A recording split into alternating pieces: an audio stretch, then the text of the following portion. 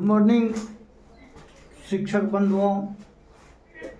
आज जो है मैं आगे का क्लास जो स्टार्ट किए थे हेडमास्टर परीक्षा और हेड टीचर की परीक्षा के लिए बीपीएससी द्वारा आयोजित जो 11 तारीख से ऑनलाइन शुरू होगा और 2 अप्रैल तक चलेगा ऑनलाइन, जिसमें 6041 हेडमास्टर की बहाली होगी और 40,000 कुछ शिक्षक हेड टीचर की बहाली होगी बीपीएससी द्वारा। उसी के आगे कड़ी में शिक्षा से आधारित क्वेश्चन जो है, कल मैंने बताया था कि अधिगम के कुछ मूल प्रक्रियाएं था, सरल से जटिल, जिसमें सरल से जटिल में बताया गया था। ये सरल से जटिल था, क्या था? सरल से जटिल, जिसमें बच्चे को क्या करते हैं कि भाषाओं के अधिगम के लिए पहले भाषाओं को हम आधारित लैंग्वेज को पढ़ाते हैं, उसके बाद वर्णमाला के आधार पर, क्या है, वर्णमाला के आधार अधिगम की कुछ मूल प्रक्रिया में था सरल से जटिल की ओर, जिसमें बच्चे को प्रारंभिक जानकारी के लिए हम भाषा का अध्ययन करते हैं, भाषा का अध्ययन कराते हैं। उसके बाद अन्य विषयों का प्रारंभिक अध्ययन के लिए क्या है, भाषा में क्या है, वर्णमाला का ज्ञान कराते हैं। फिर आगे सरल मतलब सिंपल टू कॉम्प्लेक्स है। फिर दूसरा आता है ज्ञात से अज्ञात, मतलब बच्चे को ज्ञात है, क्या है, ज्ञात है बच्चे को, उसी जानकारी के आधार पर हम आगे उसको पढ़ाते हैं। उसी ज्ञात जो बच्चे हैं वही सामग्री है मेरा, उसी के आधार पर आगे की वस्तु को बताते हैं। ज्ञात से अज्ञात मतलब क्या है, ये सरल से जटिल क्या मतलब, भाषा के आधार पर, क्या है, भाषा के आधार पर पढ़ाते हैं। सरल से जटिल भाषा के लिए, दूसरा हुआ उसके जानकारी के आधार पर, जानकारी स्रोत उसी के जानकारी का आधार पर। तीसरा क्या होता है, तीसरा होता है विश्लेषण से। अब क्या हुआ, पहले उसको ज्ञान करवाए नहीं कि वर्णमाला का ज्ञान हुआ, बाद में क्या किए, वो बच्चे को जो जानकारी था उसी के आधार पर आगे की जानकारी प्राप्त किए। उसके बाद तीसरा क्या होता है, विश्लेषण से संश्लेषण। क्या होता है, विश्लेषण। तीसरा होता है विश्लेषण से संश्लेषण, विश्लेषण से संश्लेषण,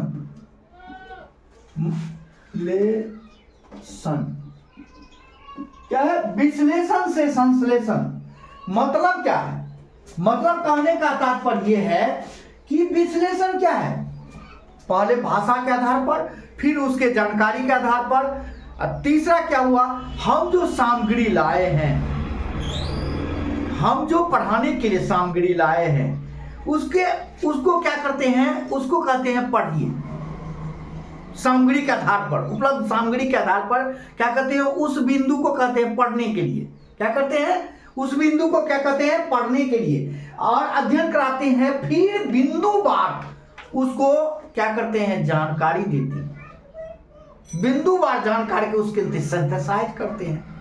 पहला क्या है, भाषा के आधार पर ज्ञान लिए, दूसरा उसके जानकारी के आधार पर आगे पढ़ाए अधिगम के लिए। तीसरा क्या हुआ, वो जो हम जो सामग्री लाए, लेसन प्लान लाए, उसको परस्पर बिंदु को समझाए, फिर आगे उसको क्या कर, विश्लेषण से संश्लेषण, फिर लास्ट में उसको जो है कि ये होता है अधिगम के लिए। चौथा क्या है, अब क्या है कि विश्लेषण से संश्लेषण प्रणाली है। अब क्या है, चौथा है आपका आगमन से निगमन। अब उसको क्या है, जटिल प्रश्न आने लगा, जटिलताओं को क्या समझाने के लिए प्रस्तुतिकरण करते हैं। बच्चे को जटिल आने लगा, पहले वो भाषा का ज्ञान दिलाए, दूसरा उसके जानकारी के स्रोत पर आगे बढ़ाए अधिगम को, तीसरा क्या है, हम जो सामग्री लाए उसको क्या परस्पर बिंदुओं को समझाए, फिर जो है बिंदु को समझाते हुए संश्लेषण, विश्लेषण करते हुए संश्लेषण तक, जहां तक वो सिंथेसाइज कर दिया, जहां तक वो जानकारी प्राप्त कर ले। और चौथा क्या है, आगमन से निगमन। चौथा क्या है, आगमन। चौथा क्या है, आगमन से निगमन।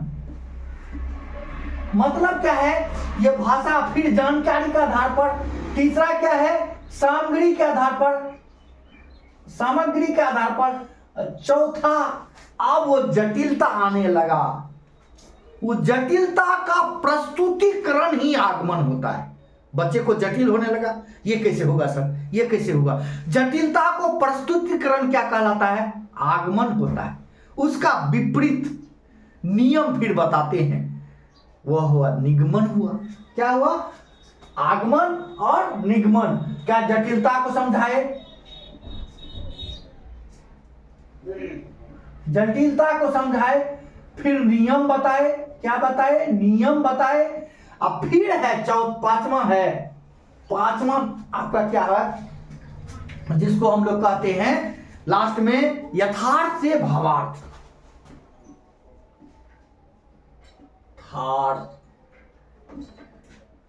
यथार्थ से भावार्थ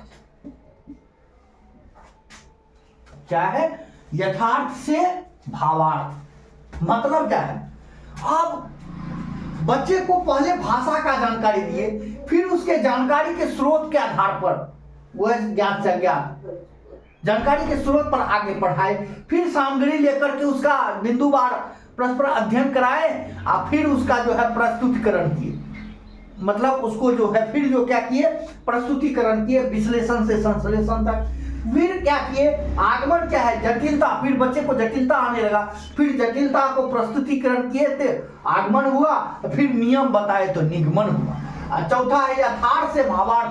तब क्या करते हैं, उसको कल्पना प्रेरित अध्ययन करवाते हैं, और कल्पना प्रेरित अध्ययन को क्या करते हैं हम लोग, वास्तविक रूप में उसको समझाते हैं। कल्पना प्रेरित अध्ययन को वास्तविक रूप में समझाते हैं, फिर उसका उदाहरण देते हैं, उपलब्ध जो सामग्री है उसके आधार पर पढ़ाते हैं। यह है पांचवा क्या है, कल्पना प्रेरित।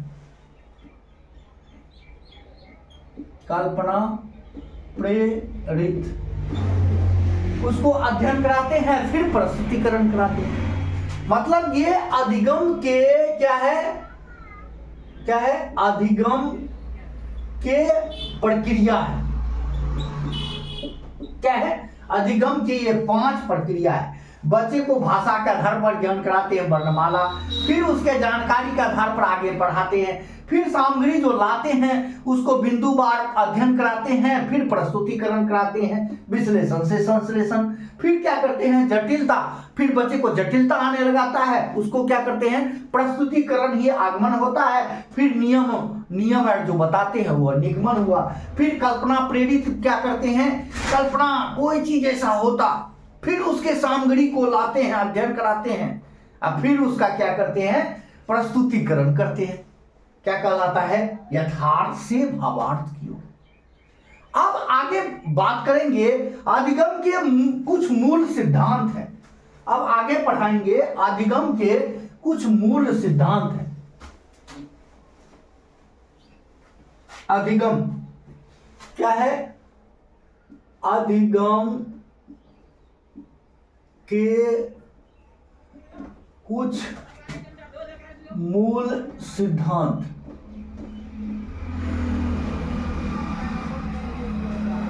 क्या है, अधिगम के कुछ मूल सिद्धांत है। अब इसमें भी 6 प्रकार के सिद्धांत है। क्या है? 6 प्रकार के सिद्धांत है। कितने प्रकार के? 6 प्रकार के सिद्धांत है। अधिगम के मूल सिद्धांत 6 प्रकार के हैं। पहला है निश्चित उद्देश्य का सिद्धांत। पहला क्या है? निश्चित उद्देश्य का सिद्धांत। निश्चित उद्देश्य का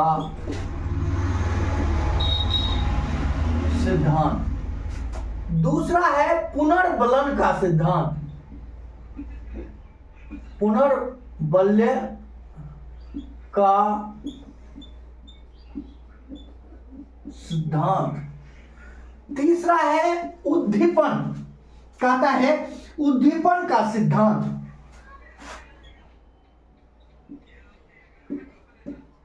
उद्दीपन का क्या है? उद्दीपन का सिद्धांत। चौथा है आपका अभिप्रेरणा का सिद्धांत। चौथा क्या है? अभिप्रेरणा। अभिप्रेरणा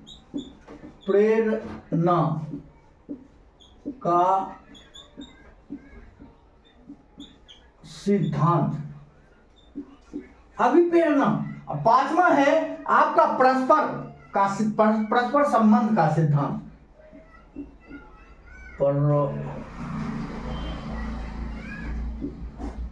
परस्पर संबंध का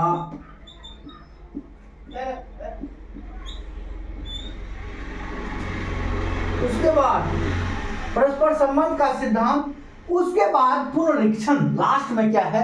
पुनरीक्षण का सिद्धांत। लास्ट में पुनरीक्षण करते हैं का सिद्धांत। ये क्या है? अधिगम के कुछ मूल सिद्धांत है। वो था अधिगम की प्रक्रिया, सरल से जटिल, ज्ञात से अज्ञात, विश्लेषण से संश्लेषण, आगमन से निगमन और यथार्थ से भावार्थ। नहीं, यथार्थ। ये क्या? अधिगम के कुछ मूल सिद्धांत है। निश्चित उद्देश्य का सिद्धांत, पुनर्बल्य का सिद्धांत, उद्दीपन का सिद्धांत, अभिप्रेरणा का सिद्धांत, परस्पर संबंध का सिद्धांत, पुनरीक्षण का सिद्धांत। ये सारे जो है अधिगम के कुछ मूल सिद्धांत है। वो अधिगम की प्रक्रिया था, सरल से जटिल, ज्ञात से अज्ञात, विश्लेषण से संश्लेषण। उसके बाद था क्या है? विश्लेषण से संश्लेषण, आगमन से निगमन और यथार्थ से भावार्थ। पहले वर्णमाला का ज्ञान कराए, सरल से क्या है? सरल से जटिल, ज्ञात, फिर उसके ज्ञात जानकारी के आधार पर हम आगे पढ़ाए तो ज्ञात से अज्ञात की ओर ले गए। विश्लेषण से संश्लेषण, जो सामग्री लाए उसका अध्ययन कराए, फिर उसका प्रस्तुतिकरण करके विश्लेषण करते हुए संश्लेषण किए। उसके आगमन है कि अब बच्चे को जटिलता आने लगा, उसका प्रस्तुतिकरण करके, प्रस्तुतिकरण ही आगमन हुआ। उस फिर नियम को बताते हैं, निगमन हुआ। यथार्थ से भावार्थ, कल्पना प्रेरित कोई बात करके उस जो है अध्ययन उसका कराते हैं, फिर वास्तविक रूप से उसका अध्ययन कराते हैं और फिर उदाहरण से उसको क्या करते हैं? उदाहरण देकर समझाते हैं। यथार्थ से भावार्थ। तो यहाँ है अधिगम के मूल सिद्धांत क्या है? निश्चित उद्देश्य का सिद्धांत, पुनर्बलन का सिद्धांत, उद्दीपन का सिद्धांत, अभिप्रेरणा का सिद्धांत, परस्पर संबंध का सिद्धांत, पुनरीक्षण का सिद्धांत। ये सारे क्या है? अधिगम के मूल सिद्धांत है। अब अधिगम के मूल सिद्धांत में देखते हैं निश्चित उद्देश्य का सिद्धांत। क्या है? निश्चित उद्देश्य का सिद्धांत क्या है? देखिए, कहता है किसी भी चीज को सफलता के लिए निश्चित उद्देश्य होना जरूरी है। पहला है निश्चित उद्देश्य का सिद्धांत। निश्चित उद्देश्य क्या है? निश्चित होना चाहिए। क्या है? पहला है निश्चित उद्देश्य का सिद्धांत। मेरा उद्देश्य क्या है? एकदम सफलता पूर्वक उसको क्या है, किसी चीज को सफलता पूर्वक प्रतिपादित करने के लिए उद्देश्य निश्चित होना चाहिए। सफलता पूर्वक क्या है, अपना मतलब कहने का तात्पर्य है हमारा उद्देश्य क्या है, अधिगम के प्रति उद्देश्य क्या है। मतलब कहने का तात्पर्य है कि अधिगम की सफलता के लिए निश्चित उद्देश्य होना जरूरी है। अधिगम की सफलता के लिए क्या है, अधिगम की सफलता के लिए, अधिगम की सफलता के लिए निश्चित उद्देश्य होना जरूरी है। क्या है, क्या है, क्या है, अधिगम की सफलता के लिए उद्देश्य का निर्धारण आवश्यक है। अधिगम की सफलता के लिए उद्देश्य, निश्चित उद्देश्य होना जरूरी है। निश्चित उद्देश्य होना जरूरी है। क्या है, अधिगम की सफलता के लिए उद्देश्य मेरा क्या होगा, निश्चित होना चाहिए। मतलब कहने का तात्पर्य है कि वो कैसे सफल होगा, हमारा अधिगम कैसे सफल होगा। नहीं, निश्चित उद्देश्य मतलब कहने का तात्पर्य है निश्चित उद्देश्य का सिद्धांत। अधिगम की सफलता के लिए हमारा उद्देश्य निश्चित होना चाहिए। क्या होना चाहिए, निश्चित होना चाहिए। कहा जाता है वैसा उद्देश्य, क्या है, अधिगम की सफलता के लिए निश्चित उद्देश्य होना जरूरी है। वैसा उद्देश्य, कैसा उद्देश्य, हमें जो सफल बनाए। क्या कहता है, वैसा उद्देश्य जो निश्चित होता है उसको सफलता पूर्वक मतलब लाने के लिए एक निश्चित कदम होना चाहिए। कहता है वैसा उद्देश्य जो उसको सफल बनाए।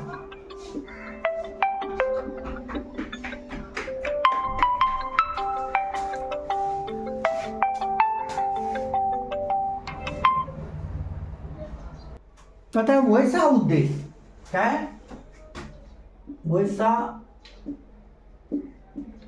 उद्देश्य जो निश्चित होना चाहिए। क्या हो गया, निश्चित होना चाहिए।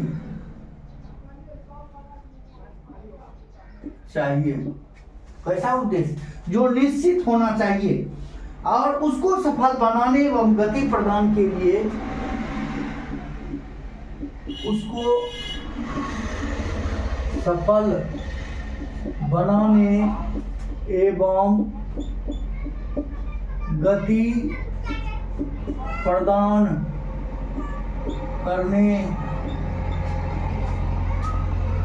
करने में विभिन्न प्रकार का, करने में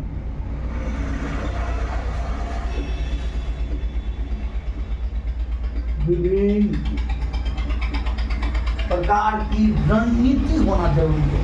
विभिन्न प्रकार की रणनीति होना क्या है, जरूरी है। विभिन्न प्रकार की रणनीति सफलता पूर्वक अपनाई जाती है। विभिन्न प्रकार की रणनीति सफलता पूर्वक अपनाई जाती है। बच्चे कैसे समझे, बच्चे निश्चित उद्देश्य कैसे, अधिगम की सफलता के लिए निश्चित उद्देश्य होना जरूरी है। वैसा उद्देश्य जो निश्चित होना चाहिए उसको सफल बनाने एवं गति प्रदान करने में विभिन्न प्रकार की रणनीति सफलता पूर्वक, एकदम हमारा रणनीति क्या है, सफलता पूर्वक क्या करना है, उसको अध्ययन कराना। रणनीति ये होना चाहिए। क्या होना चाहिए, सफलता पूर्वक अध्ययन कराना चाहिए। अब है पुनर्बलन का सिद्धांत। क्या है, पुनर्बलन या पुनर्बल्य का सिद्धांत। दूसरा है क्या है, मूल सिद्धांत दूसरा क्या है, पुनर्बल्य का सिद्धांत। क्या है? पुनर्बल का सिद्धांत। दूसरा है पुनर्बल का सिद्धांत।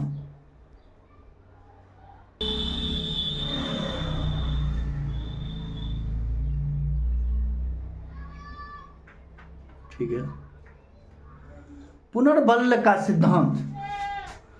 हाँ ठीक। पुनर्बल का सिद्धांत में क्या होता है कि बच्चे के सकारात्मक और नकारात्मक पक्ष को देखा जाता है।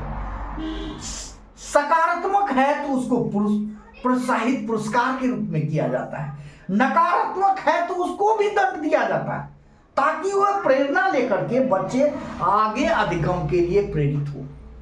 मतलब क्या है? पुनर्बल मतलब उसको सकारात्मक और नकारात्मक रूप से क्या कहा जाता है? अधिगम के दौरान विद्यार्थी को क्या है? अधिगम के दौरान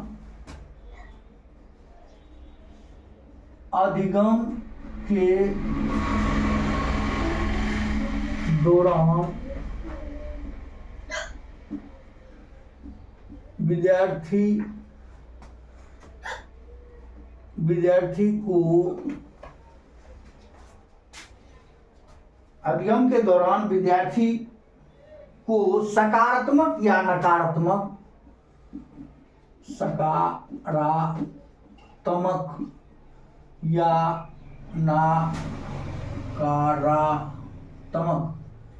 नकारात्मक क्या है?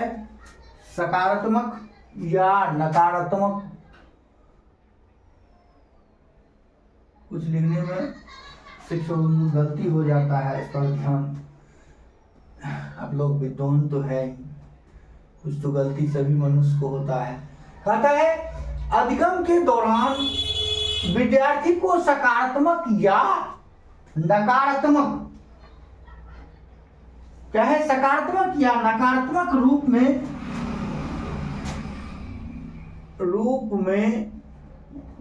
क्या? पुरस्कार। क्या है? पुरस्कार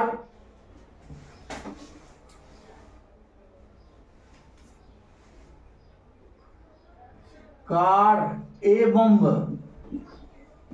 दंड भी जरूरी है। दंड के माध्यम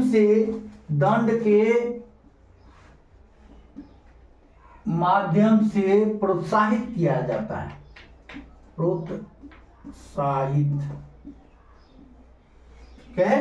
प्रोत्साहित करने की प्रक्रिया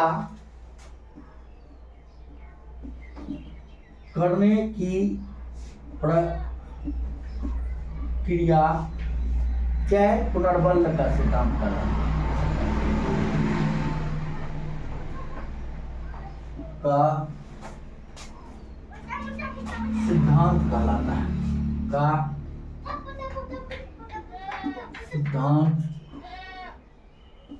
कहलाता है। और ये अमेरिका के वैज्ञानिक थे B.F. स्किनर साहब ने पुनर्बल का सिद्धांत दिया था। उन्होंने कहा कि बच्चे में अधिगम के दौरान बच्चे में क्या होता है?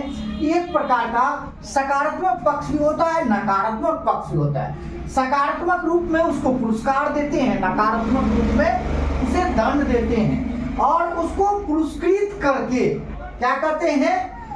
प्रोत्साहित करते हैं। वैसे प्रक्रिया क्या कहलाता है? पुनर्बल का सिद्धांत। इस सिद्धांत का प्रतिपादन किसने किया? B.F. स्किनर ने। क्या है? इस सिद्धांत का प्रतिपादन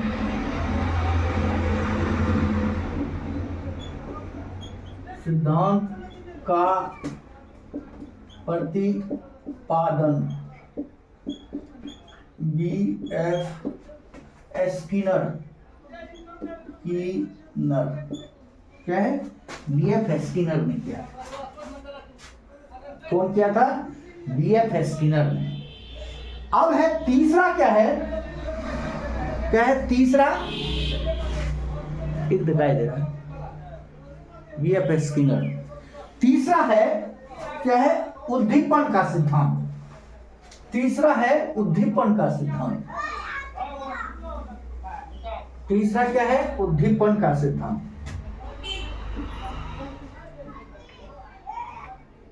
उद्दीपन का सिद्धांत क्या है? उद्दीपन, हर्षी का होगा सर, उद्दीपन का सिद्धांत। और उद्दीपन में क्या होता है?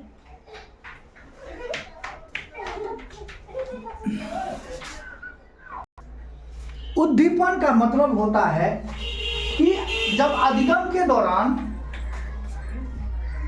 बच्चे शिक्षक से शिक्षा क्षेत्र में प्रभावित होते हैं, मतलब क्या है, वो पढ़ाई के प्रति जब क्या होता है, आकर्षित होते हैं, नहीं, शैक्षिक माहौल में आकर्षित होते हैं, उसके प्रति आकर्षित होते हैं, वही उद्दीपन कहलाता है। जैसे उद्दीपन, नहीं, उद्दीपन क्रिया के द्वारा हम लोग बच्चे में क्या करते थे, एक होता है लाजवंती का पौधा, उसको छूते थे, नहीं छूते थे, लगा है कि जो इसका पत्ती सूख जाता था, ये उद्दीपन क्रिया। उसके बाद हम लोग क्या करते थे, बच्चे में स्नेल, घोंघा जो होता है, घोंघा, डोका नहीं होता, डोका, उसके आगे क्या करते थे हम लोग, नमक छिड़क देते हैं। देखिए उसको उद्दीपन पता चल जाता है, फिर वो पीछे मुड़ जाता है या वो सिकुड़ जाता है, वो अपने जो है क्रिया बंद कर देता है। मतलब कहने का तात्पर्य, अधिगम के दौरान बच्चे शिक्षा व्यवस्था से, अधिगम के दौरान बच्चे शिक्षा व्यवस्था से जब आकर्षित होते हैं, वही क्रिया क्या कहलाता है, उद्दीपन का क्रिया कहलाता है। क्या कहलाता है? उद्दीपन। अधिगम के लिए जब विद्यार्थी अधिगम के लिए जब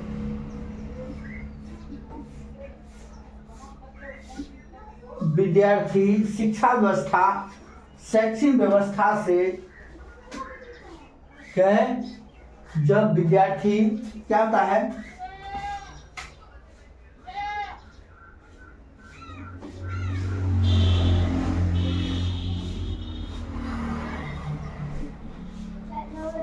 शैक्षिक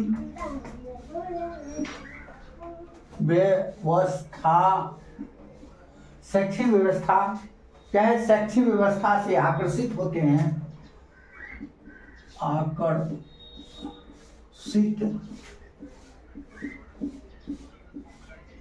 होते हैं, या अधिगम के तौर तरीके, या अधिगम के तौर तरीके से प्रभावित होते हैं, तरीके से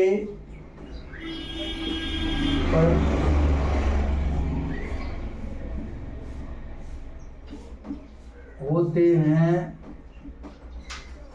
हैं, तब उसे हम उद्दीपन होना करते हैं, तब उसे हम उद्दीपन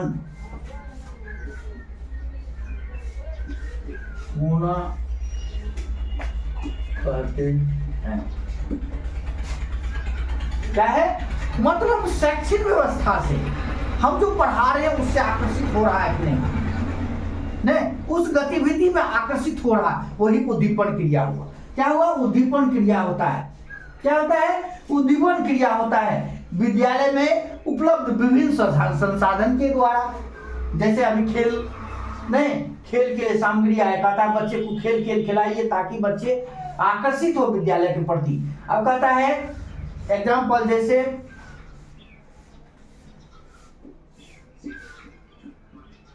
जैसे विद्यालय में उपलब्ध विभिन्न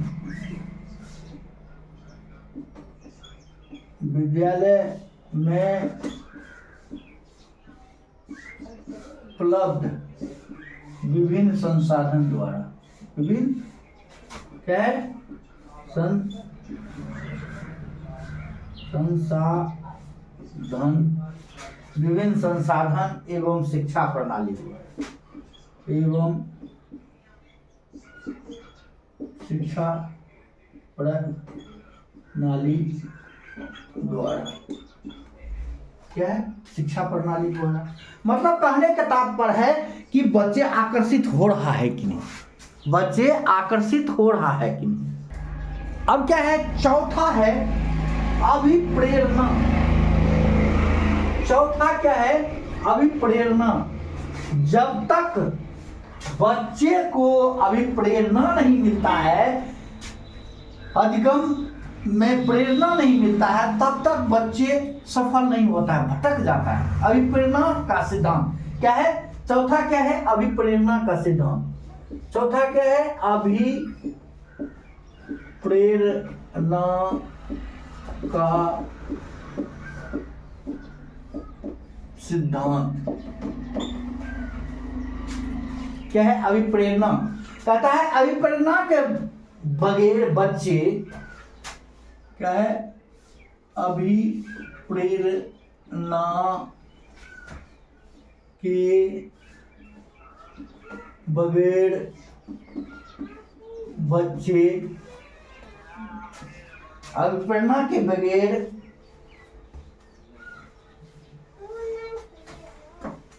अधिगम, अभिप्रेरणा के बगैर अधिगम, अधिगम संपादन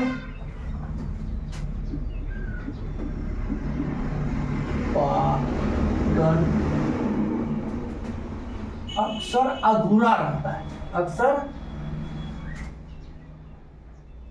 अधूरा रह जाता है। जब तक अभिप्रेरणा हुआ, क्या हुआ, क्या अधिगम हमारा टीचिंग जो है क्या अधूरा रह जाता है। इस क्रम में विद्यार्थी अपने उद्देश्य से भटक जाता है। इस क्रम में विद्यार्थी अपने उद्देश्य से क्या है, अपने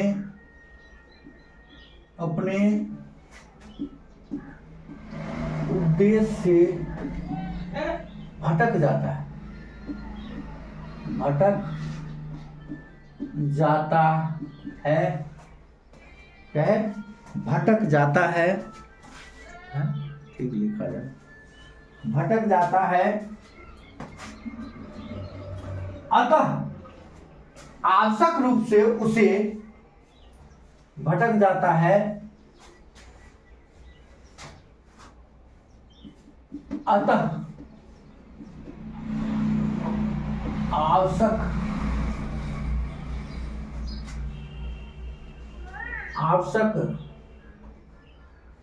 आवश्यकता अनुसार, आवश्यक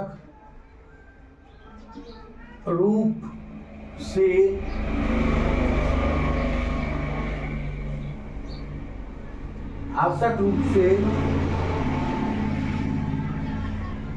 क्या है, अतः आवश्यक रूप से अधिगम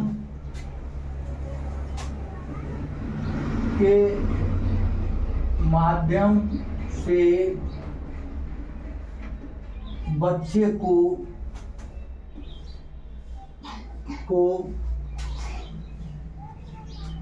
उद्देश्य के प्रति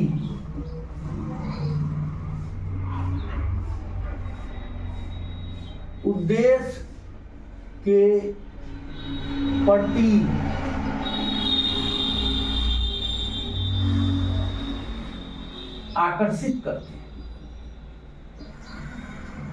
उद्देश्य के प्रति क्या है, अभिप्रेरणा देते हैं, अभिप्रेरणा देते हैं। मतलब कहने का कोई बच्चे भटक गया, फिर उसको अभिप्रेरणा देते हैं कि बच्चे जो है अपने राह में जो भटक गए हैं फिर पुनः अपने राह पर आ जाए। क्या है? अब है पांचवा है परस्पर संबंध का सिद्धांत।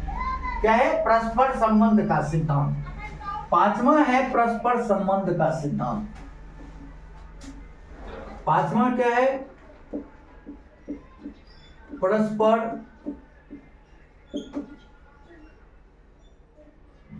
संबंध का सिद्धांत। परस्पर संबंध का सिद्धांत ये पांचवा है। परस्पर संबंध का सिद्धांत क्या है? पारस्परिक रूप से बच्चे को क्या करते हैं? तालमेल कर, मतलब उसको तालमेल कर, कोई विषय है सामाजिक विज्ञान को अन्य विषय से, उसको क्या करते हैं? परस्पर समन्वय स्थापित करके उससे क्या करते हैं? उसको हम आगे अधिगम को बढ़ाते हैं।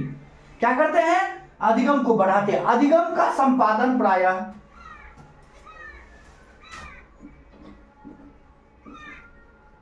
अधिगम का संपादन प्रायः पारस्परिक समन्वय, पारस्परिक समन्वय, पारस्परिक क्या है? पारस्परिक समन्वय से, पारस्परिक समन्वय स्थापित, समन्वय से चलता है, से चलता है। इसके लिए अधिगम, इसके लिए अधिगम क्या होगा? अधिगम को संचालित करते हैं, परस्पर तालमेल करते हैं। अधिगम हेतु प्रस्तावित, अधिगम हेतु प्रस्तावित तालमेल स्थापित करते हैं। प्रस्तावित तत्वों अन्य बिंदु से, प्रस्तावित तत्वों अन्य बिंदु से तालमेल, क्या है? तालमेल क्या है? तालमेल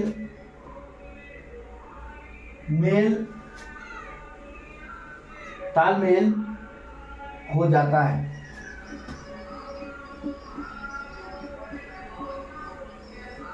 परस्पर संबंध से क्या होता है?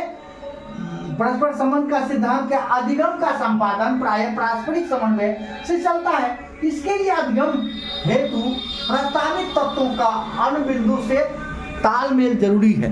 तालमेल मतलब परस्पर का सिद्धांत क्या कहलाता है? कि आप तालमेल करते हैं किसी विषय को किसी विषय से। जैसे एग्जाम्पल करते हैं सामाजिक विज्ञान का, एग्जाम्पल क्या करते हैं? सामाजिक विज्ञान का एग्जाम्पल क्या है? सामाजिक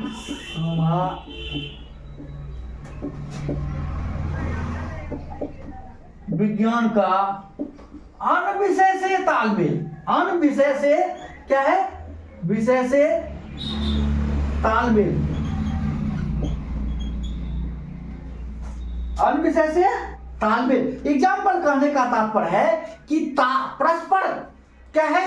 परस्पर संबंध का सिद्धांत क्या कहता है? तालमेल से अपना जो है अधिगम को बढ़ाएगी। छठा है पुनरीक्षण का सिद्धांत। पुनरीक्षण नहीं करेंगे, बच्चे बच्चे पढ़ रहा है कि नहीं है। छठा है पुनरीक्षण,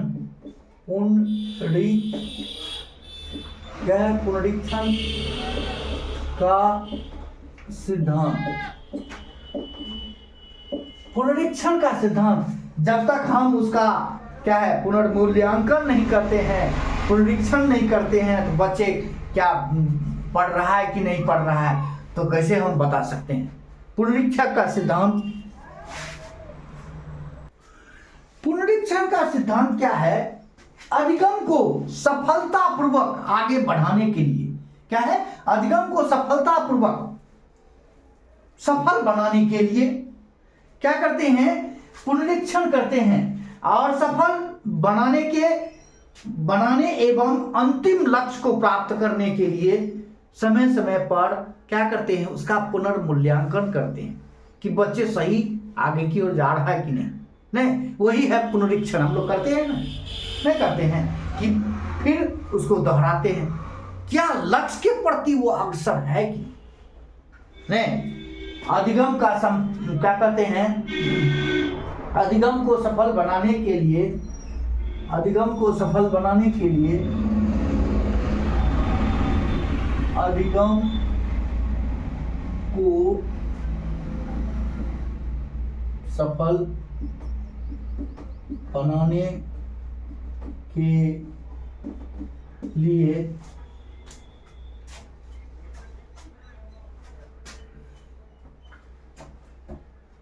बनाने एवं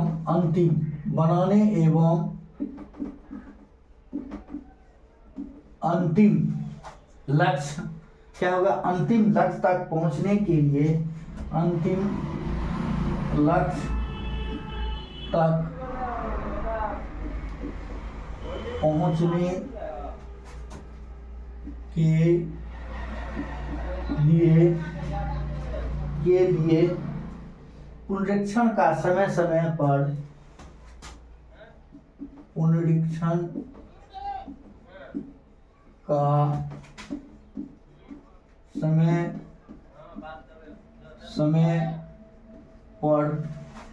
समय पर पालन करना आवश्यक होता है।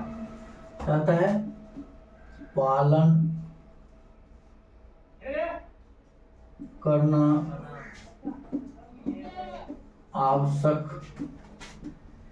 होता है। नहीं पढ़ाए हैं, वो लक्ष्य के प्रति भटक तो नहीं गया, नहीं, लक्ष्य के प्रति वह अग्रसर है कि नहीं। कहता है अधिगम को सफल बनाने एवं अंतिम लक्ष्य तक पहुंचने के लिए पुनरीक्षण का समय समय पर पालन करना आवश्यक होता है। नहीं, इसके अभाव में अधिगम क्या होता है, इसके अभाव में अधिगम अधूरा रह जाता है। क्या होगा, अधूरा, क्या है, अधूरा। इसके अभाव में अधिगम का अनुपालन, इसके अभाव में अधिगम का अनुपालन समयानुसार नहीं हो पाता है। कहता है अनुपालन समयानुसार असंभव होता है।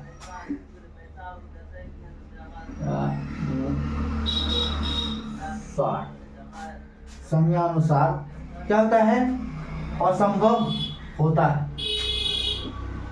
संभव होता है, असंभव होता है। ये 6 प्रकार का जो है क्या है, मूल सिद्धांत है, अधिगम के मूल सिद्धांत है। आगे भी चर्चा करेंगे आज क्लास में। इसी के साथ आज का क्लास समाप्त होता है। शिक्षक बंधुओं, आप लोग जो है इस विषय को पढ़ेंगे और दूसरे को भी प्रेरित करने का कोशिश करेंगे। जय हिंद, जय भारत।